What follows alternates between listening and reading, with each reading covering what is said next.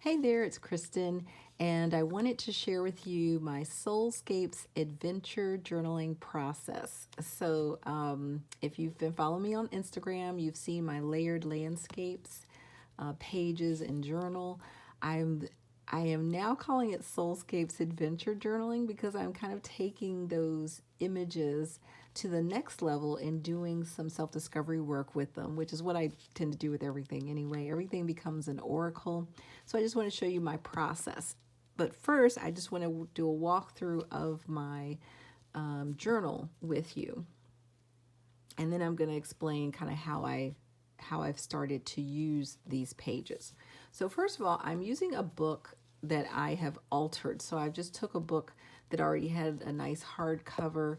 I took out some of the pages inside because when you do this collage process, the pages get a lot more thick.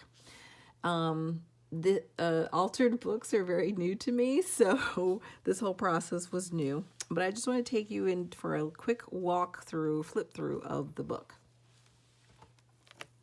so that you can see all of the layered landscapes. And that's really what I'm doing. I'm just taking, I'm basically deconstructing landscape images and reconstructing them into new magical places and scenes. And I like to put animals in there and people. And I've had comments about, like, you make it look easy. And I just want to say this is very easy. So if you do collage already, this should be a really simple process for you. But even if you don't, or you find collage work daunting, I find personally this is much easier to do than a traditional collage. When I I do soul collage now, which I actually find to be a pretty simple process. But when I do what I would call an art collage, it's often more difficult for me to figure out how I want to conceptualize the page. What I like about doing these layered landscapes is that you know what a landscape looks like already. You've got the sky at the top, maybe some mountains or hills, and you just work your way down to the foreground. And so if you just think of that, you can make your own layered landscapes and turn it into a Soulscapes adventure journal. And you can see I just have different places, different seasons, even on different pages. And I will say that putting these together is just putting together whatever you like. Like I'm not trying to match this up with anything or have it look like anything in particular. It is just landscapes that feel magical to me. And what I do is I do collect a lot of images, I will say, especially since the beginning of this year, not this year, last year, when I really started getting more into collage.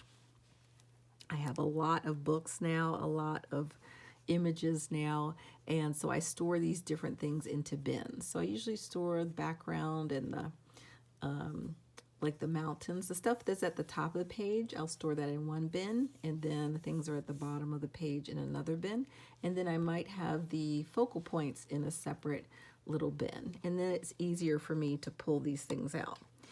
Now, I have already gone through how to do this, like how to make these layers, put a page together in Kyla Givehand's Artsy Meetup that she did. It was an Artsy Meetup Marathon. Let me correct that. Artsy Meetup Marathon that was done for New Year's Day. And so if you were in there, all of that stuff is online. Is the replays are all up, so you can go in and just check that out. If you had already signed up, there were 2 different plans that you could sign up for. So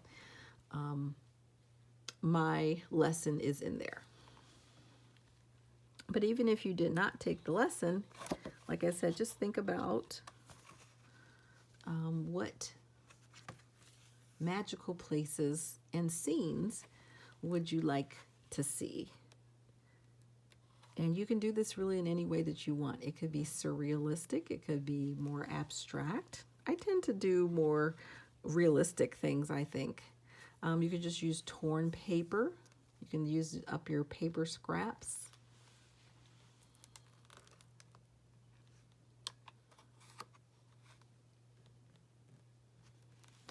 The scenes don't have to reflect like a real place, of course. They can be completely imaginary. You can mix things like day and night together, or different seasons together, or different places together. And that's really, to me, why it's really fun.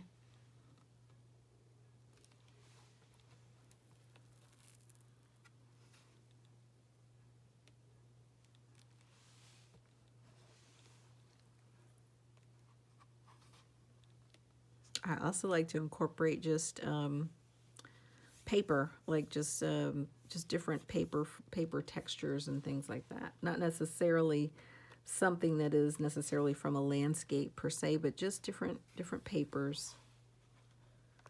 And I use magazines. I've also got questions like, what do you use? These two are from magazine images, but I'll say I probably use mostly books. I get books from, in the United States, we have a store called Ollie's, Ollies, IE apostrophe S. And they sell, I guess, the things that didn't sell in other places. It's a place where the overstock goes. And I really like their book selection.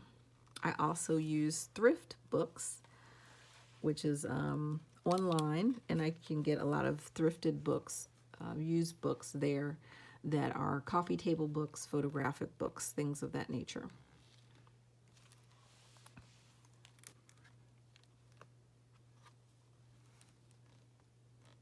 And I find that these don't take a lot of time to put together. You know, sometimes with what I would call an art collage, for me, they're pretty time consuming just from conceptualizing and cutting everything out. You can see, especially from this, I'm not very particular about cutting things out. You know, I don't need to make it very precise when I cut. So I find this a very accessible way to do collage and to start thinking about collage.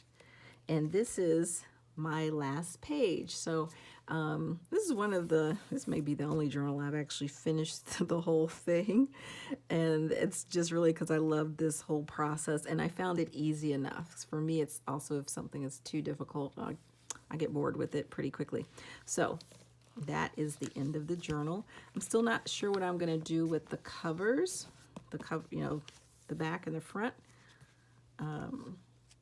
Probably, again, another layered collage, but I'm not exactly sure how I'm going to put it together. So this is my Soulscapes journal, or at least I'll say it's my layered landscapes collage pieces together. And the way that I use this is what I'm calling Soulscapes Adventure Journaling, which is really kind of an adaptation of the way that I use my life path cards.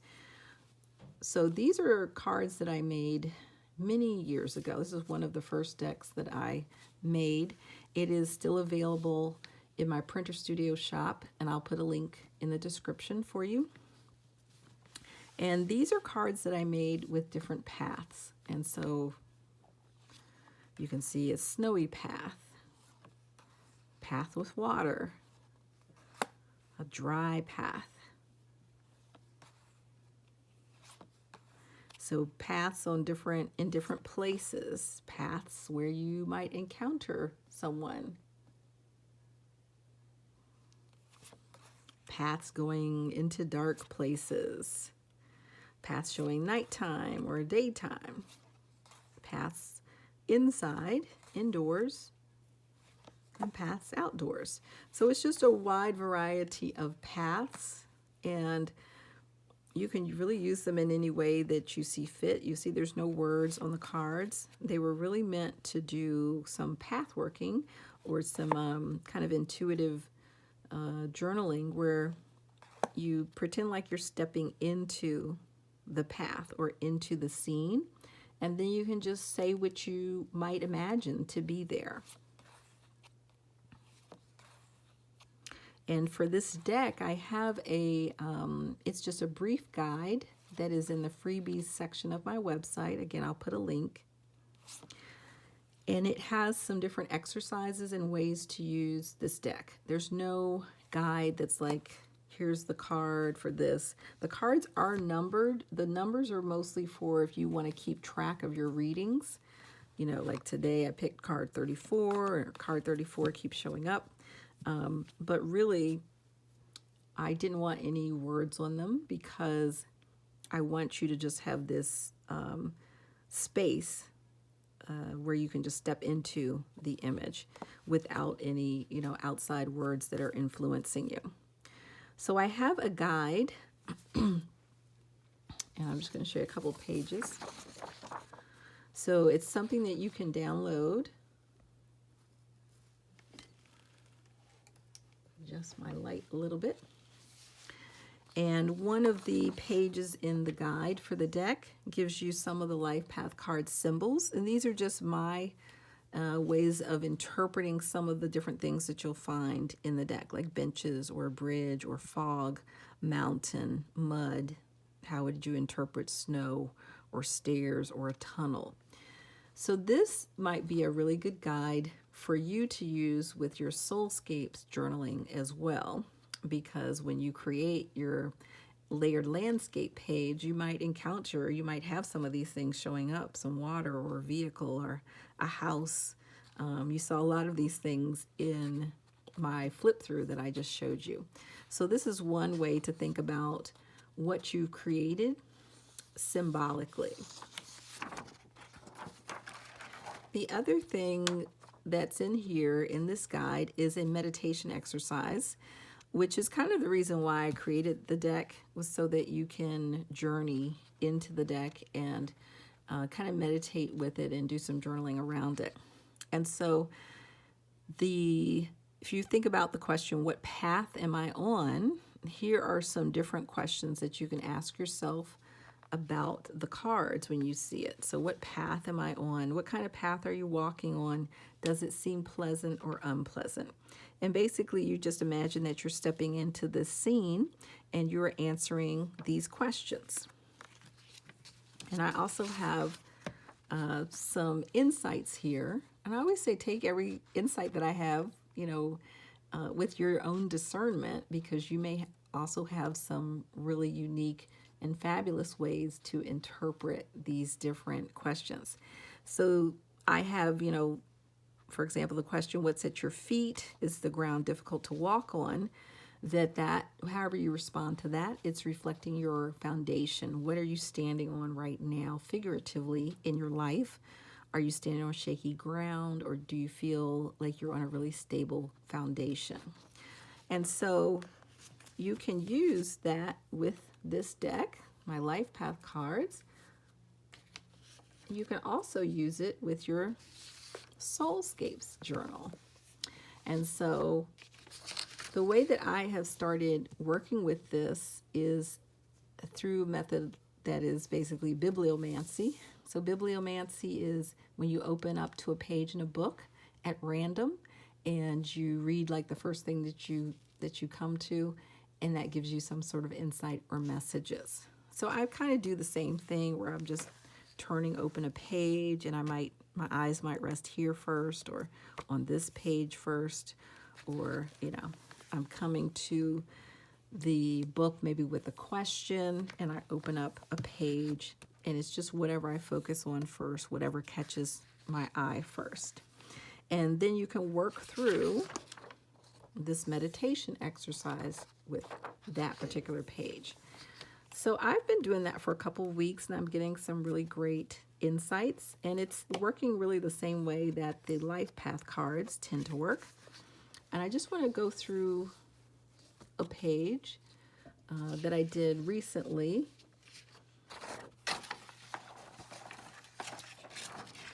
And I like to type all of my stuff out. It's just easier to read than my handwriting. And so I'm just going to go through this with you just so you get an example of what I'm doing. So I like to just, right now, I'm not really asking questions. I'm just kind of asking, like, well, I guess it is still a question. What do I need to know right now or for this week? And then I will, just put my finger in here and open up to a page. So one day, this was maybe a week ago, I opened to this page. The first thing that I do is I start with the phrase, I see. So in this case, I wrote, I see elephants walking by and a large mountain in the distance. The terrain is frequently changing. So that's what I see in this page. Now, that is actually a summary of what's happening in my life symbolically. So I've just created a symbolic statement about what's happening in my life. Now, to really get the most out of this, you do need to have some symbol understanding, or perhaps you're somebody that works with symbols through tarot or some other system. And it really is just about understanding your own personal symbols. So the next thing I did, I just worked through those journaling questions that were in the meditation. What kind of path are you walking on? Does it seem pleasant or unpleasant? And I wrote, I'm walking an elephant's path today. It seems pleasant enough. So you don't want to censor yourself with this process. You just want to write whatever the first thing is that comes to mind. You could also record this if you want. Sometimes for some people, their thoughts go from their brain to their mouths quicker. Mine actually goes to my fingers quicker, so I prefer to type things. So figure out what works the best for you. So I'm walking an elephant's path today. So there is something in there that needs to be interpreted. So if we think about this as my life path, this is the path that I'm on for that week. It's saying that week is going to be pleasant enough, that the path I'm walking on will be pleasant enough, and that I'm walking an elephant's path. So I've got to figure out, what does an elephant mean to me? So with elephants, I think about family and community, walking together. Like there's a lot of togetherness when I think about elephants. There's also strength and just like a regalness, a regal energy with elephants. So the next question is, what's at your feet? Is the ground difficult to walk on? And my response was, at my feet are brushy grasses, then sand. So different walking textures or grounds, which means I'll have to adapt quickly. So I kind of did the interpretation right in that one. So I'm seeing these different terrains. The translation of that, the terrain is frequently changing, which means there's going to be a situation in my life path that week where things are changing. The ground is changing. My stability or foundation is frequently changing. And so I'm going to have to adapt quickly. The next question is, what's directly in front of you? And I wrote, 2 elephants striding confidently towards something I can't see. Then beyond them are mountains. So I really love the 2 elephants striding confidently. So there may be 2 things or 2 people in my life. It could be me and someone else that are striding confidently toward something that I can't see. Something I can't see to me is always something that hasn't been revealed yet. And then beyond them are mountains. And for me, mountains is a symbol of challenge, perhaps an obstacle, but also achievement, because it always suggests when you meet that challenge, there's a really big achievement there. For the question, where are you headed and why? I said, I'm headed to the bluish salt rocks that are just beyond the elephants. I want to inspect them, to find out what gives them that color, to feel them in my hands. So there's a lot of stuff there. Where are you headed is a question really about like goals. Like on this path that you're walking in life, where are you going? What are your goals? What are your dreams? What is moving you forward and why? So in this case, the bluish salt rocks, to me, that's 3 different things. Rocks are like smaller mountains. Rocks are kind of like little problems, little issues, little annoyances. The blue color to me is about serenity. The salt is about removing negative stuff. Salt is a great energy cleanser. And so I want to inspect all these little rocks, which is kind of how I am with my life. When there's things that are problematic, I want to look at them. I want to feel them and touch them and see, why is this happening? Why is this problem happening? And I want to get to a place of serenity and be able to cleanse any negativity out of that experience. So the next thing is, question is, based on this path, how long do you think it will take to get there? So again, I said I'm headed here, and I'm asking, if I'm stepped onto the path here, how long will it take for me to get there? And my response was not long at all. I should be there in a matter of hours. So this question is about timing. This will reflect symbolic timing. If you're like, oh, if maybe you're trying to get up here, like, oh, that may take me a month to get there. That could mean in real life, it will take you a month, or longer. Since I said a very short period of time, it means whatever these rocks and things are that I need to inspect and look at, I'll be able to do that, have that experience pretty quickly. Are there any obstacles on this path? And if so, how can they be removed? This is a really great question, because if you have whatever your path is, if there are obstacles there, you want to be aware of those obstacles, and then you want to know how you can remove them. So I responded, well, if more elephants walk by, then I'll be delayed a bit. I definitely want to get out of their way. And really, it wasn't until I wrote that I realized the elephants do relate more to some family issues that are delaying my ability to kind of deal with the rocks, the other stuff. So there's some emotional stuff that I realized in looking at the layers and going through this journaling process. I did not actually answer the question, how can they be removed? And that's one of the things as you're doing this kind of call and response process, with these questions.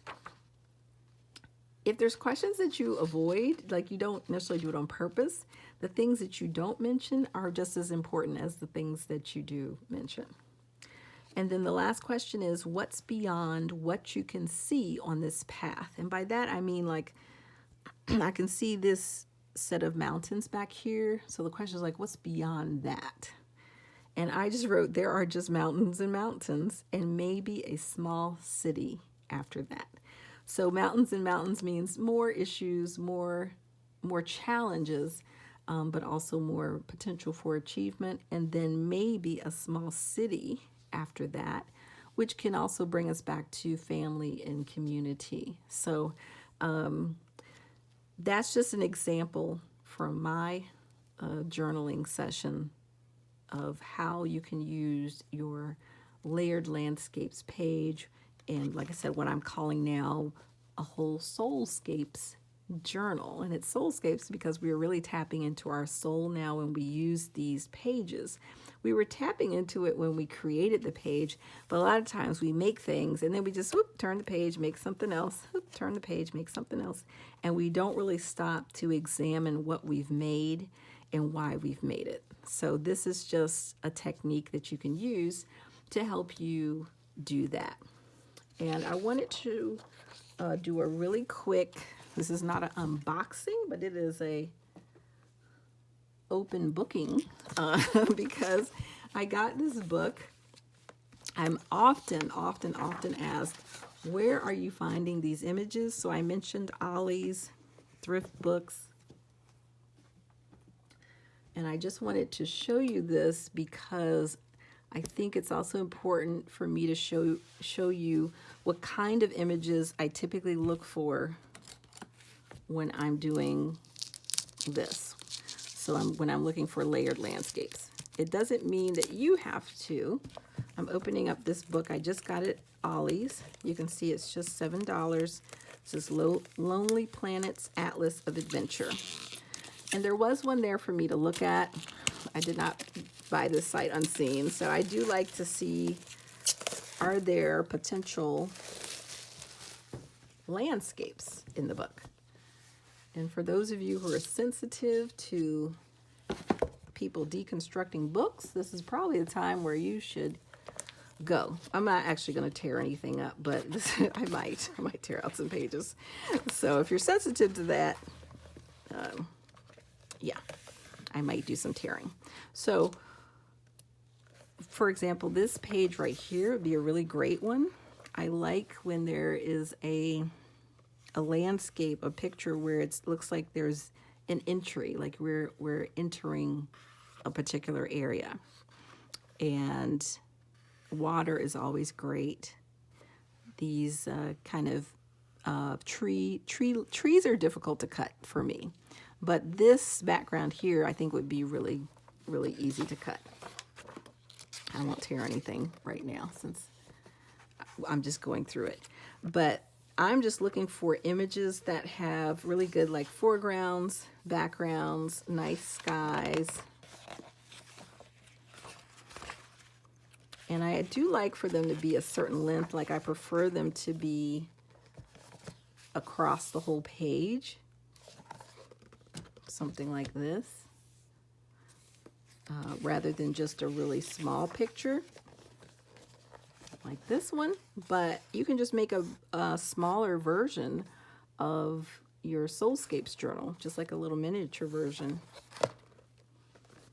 Like this is a really great picture. So there's just really a lot of great pictures in here. And just think about what you like to see, because I'm not attracted to every landscape. You might be more attracted to beach scenes, for example. You may be more attracted to like wildflowers. I do like a lot of like wildflowers. Or maybe you're really attracted to mountains. So whatever scenes just, you know, make you excited and happy. And maybe some of the landscapes feel daunting to you. I think those are still good to put into your book as well.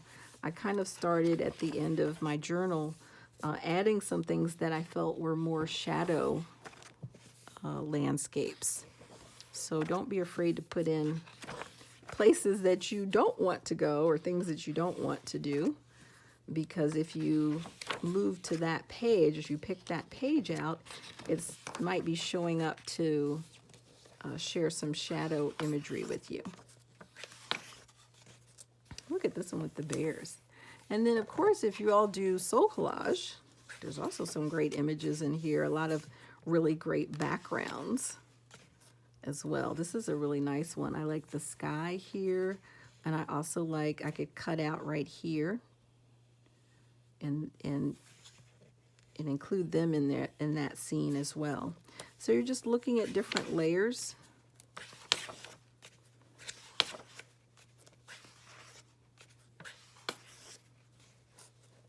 And if you're somebody like me that enjoys looking and cutting and pasting, then this would be right up your alley. I'm just going to do a quick kind of flip through from the back.